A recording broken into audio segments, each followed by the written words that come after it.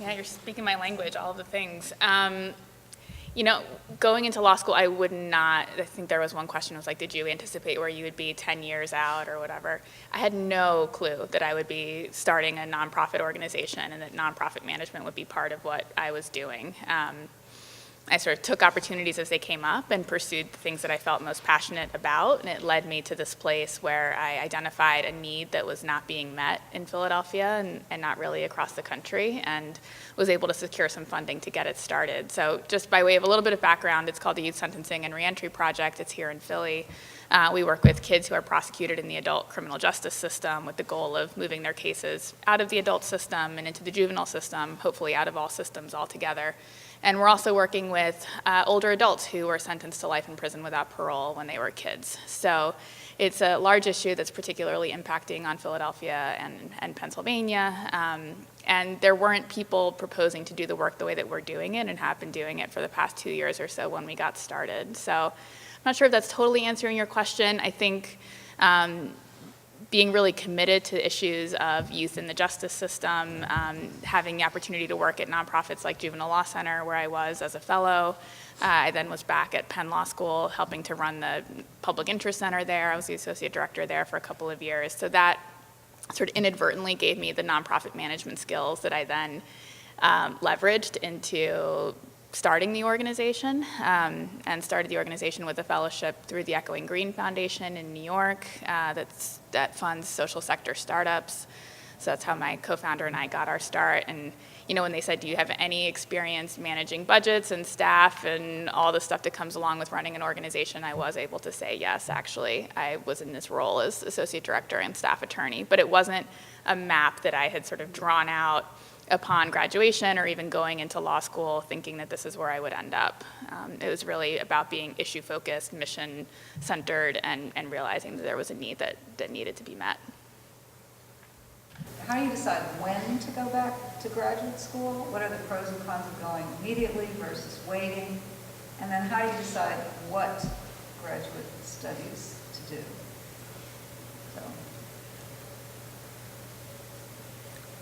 Well, if Penn offers a sub-matriculation program where you can skip a year, I highly recommend doing that. So I did the urban planning and I sub-matriculated, so I only had to stay 1 extra year, which to me just seemed like a no-brainer because I took all of the classes in the urban planning program. A lot of them were cross-listed with urban studies, and I was taking them anyways as an undergrad. So it didn't make sense to, leave all those credits on the table and come back later. So for me, it was a no-brainer. Penn had a 5-year program for me that I could easily go into without having to take the GREs and do all these other things. Oh, really? Yeah, I think there was like one piece of paper Elaine needed to sign, and that was about it.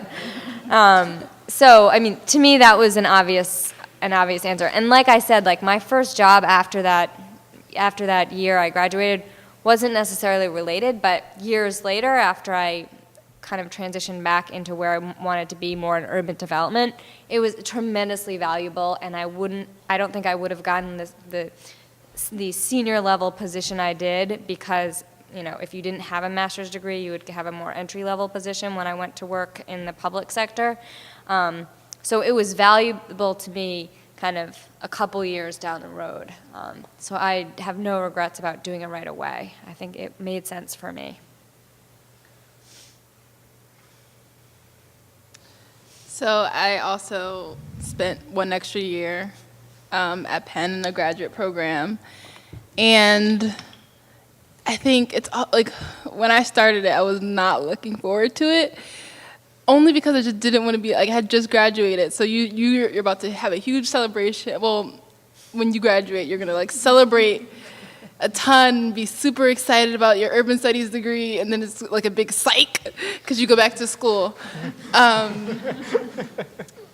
But this year has gone by, if you feel like your college experience is going by really quickly, I honestly, I've met so many new students. I've met 200, I have to know intimately 200 students in the Philadelphia School District this year. Between going to school myself and grading papers for my students and teaching every day, this year has gone by extremely quickly. And I'm now, towards the end of my program, extremely grateful that I completed it, because it is a beautiful thing to learn about being a teacher and pedagogy before you take total responsibility of everything that happens in the classroom. So yeah, just suck it up for a year. Go get it. And then you'll really enjoy, hopefully I really enjoy the next few years teaching. So, yeah. For those, and we have different approaches to law school going right in, and so I'm curious to hear your perspective. I was really, really glad that I took some time off before law school. I needed some time off just to study for the LSAT, not a natural standardized test taker, and really wanted to focus on that for a period of time while I was working, so it wasn't really time off to study, but it was just a different type of time that I had. And I did feel that with my classmates, there was some difference between people who had taken time off and sort of understood the way things worked in court and what it looked like working with attorneys in different settings, and those who had come straight through. Those who had come straight through, I felt like were much more able to stay up late and have lots more energy than I did at that point, even though it was just a couple years later. So there's that sort of trade-off. But I think the balance that it allowed for me and having a little bit of a life outside of the law school was really beneficial and important. So I did the opposite thing. I think that I felt a lot of, I don't want to say pressure, but definitely the momentum pushing me, a lot of my other classmates graduating when we did, with the economy being in the state that it was. I didn't know necessarily at the time if I could have other options. And I, to be fair, didn't really explore them. So for me, it was the right choice to go directly into law school. I do remember distinctly my first semester or first part of law school thinking to myself, my God, I really wish I had taken some time off. I feel like I had just finished this and here I am again studying for exams, and they tell you that if you don't do great your first semester of law school, you'll never go anywhere in your life. So there's a little bit of anxiety and stress there. But I do think that for me, having gone straight through was the right choice. I felt like I was able to mix it up a little bit, and to use an Irby word, my law school experience was like definitely built on praxis. You had the opportunity to learn and to hear and to watch and to see and to do all of these things, and there was the theory behind it, but the practice part comes later. And for me, one of the most gratifying aspects of having gone to law school was the actual practice. I was a Rule 20 when I was in law school, which means that I was waived in. Somebody decided this was a good idea to practice in criminal court in Orleans Parish, and I handled misdemeanors. And then I worked for the U.S. Attorney's Office there and clerked for a federal judge. And so I worked all 3 years of law school while in class and during the summers. And for me, keeping that healthy balance between the school world and the work world kind of kept me grounded and gave me a little bit of a sneak peek of what it would feel like after school. So while I do think that it would be advisable to some to take some time off, I also, again, another plug for the great city of New Orleans, I had the benefit of bars that stay open 24 hours, so it worked out pretty well. And I'll briefly give some views on this as well. So I worked for 6 years before coming back to school, and I do think that people's decisions are a bit situation dependent, in that it also depends on what discipline you want to focus on. For example, as relates to business school, I personally believe it is really valuable to come in with a few years of diverse work experience, hopefully at more than one employer, just so you have a sense of different roles and different business situations that you might need to apply in the classroom. And hopefully as you learn things, you'll find concepts that are really relevant to you as well. But it was a really difficult decision. I think one thing that hasn't come up so far as it relates to graduate school is the cost. It is a really big investment.